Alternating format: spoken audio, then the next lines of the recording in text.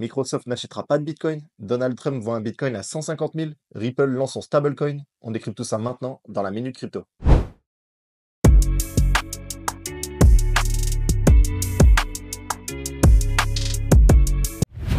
Et bonjour et bienvenue dans ce nouvel épisode de La Minute Crypto, votre rendez-vous hebdomadaire pour tout comprendre sur l'univers des cryptos en moins de 15 minutes. Cette semaine, on a du très lourd, alors installez-vous bien, c'est parti.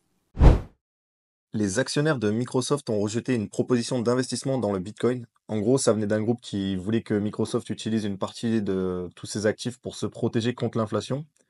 Donc le conseil d'administration a voté contre. C'était trop risqué pour eux, ils préfèrent leur stratégie actuelle. Donc pas de Bitcoin chez Microsoft pour le moment. Il y a Michael Saylor qui a aussitôt réagi à la décision des actionnaires de Microsoft. Et selon lui, et je cite, dans 5 ans, ils comprendront, tout le monde achète du Bitcoin au prix qu'il mérite. Fin de citation, hein. Donc voilà. Google vient de nous dévoiler Willow, une puce quantique capable d'effectuer en moins de 5 minutes des calculs qui prendraient 10 septillions d'années au superordinateur actuel. Donc j'ai cherché hein, combien ça faisait de zéros derrière. Donc c'est 25 zéros au total, un truc de malade, c'est n'importe quoi. Pour l'instant, la menace de l'informatique quantique sur Bitcoin, c'est pas pour tout de suite, hein. C'est selon Bernstein, on parle de plusieurs décennies avant que ça devienne un vrai problème et que ce soit vraiment utilisé par un grand monde et tout. Pour l'instant, les calculs qui sont faits avec l'informatique quantique, c'est des calculs qui durent vraiment très peu de temps. Si on arrive à les maintenir plus de 5 minutes, c'est incroyable. Donc voilà. Aujourd'hui, ils sont pas assez puissants, si vous voulez, pour casser les clés cryptographiques de Bitcoin. Il y avait déjà Satoshi qui en avait parlé. Il avait répondu à l'époque à une de ces questions, si jamais l'informatique quantique arrivait à casser le code de Bitcoin. Et il a dit qu'en gros, il faudrait que juste tout le monde se mette d'accord à une date, à faire une mise à jour, et juste ce serait largement contournable. Donc voilà, il n'y a pas de, il y a pas de problème à se faire pour le moment. Bitcoin, c'est sécurisé, mais les développeurs, ils restent vigilants hein, si jamais ça évolue dans le futur, quoi. Là, on a une grosse annonce aussi de Donald Trump. Il veut se concentrer à fond sur le Bitcoin. Donc, ça, on le savait.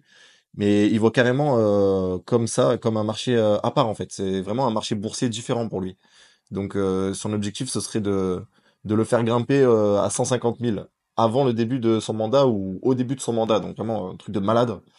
Et ça frise vraiment le délit d'initié, là, on dirait, hein. Et c'est vraiment, on entre dans une autre dimension, c'est un truc de fou.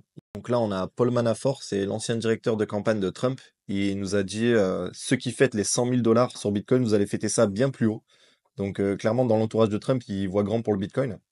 Il y a aussi l'investisseur légendaire Ray Dalio, qui nous a bien donné un bon conseil.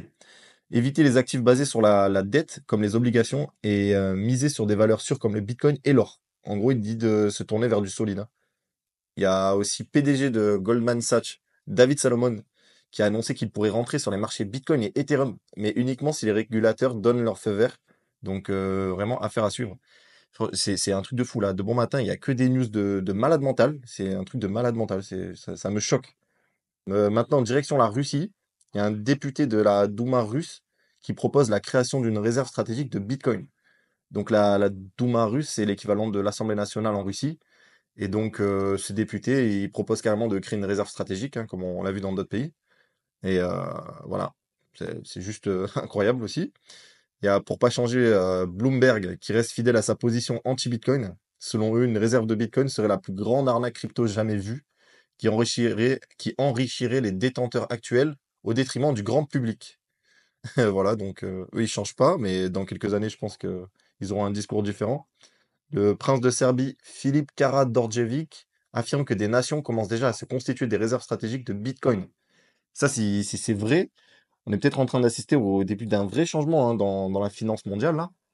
Je me demande vraiment quelle nation est en train de l'accumuler, là. Si lui il dit ça, c'est pas pour rien, je pense. Donc maintenant, on passe du côté de Ripple.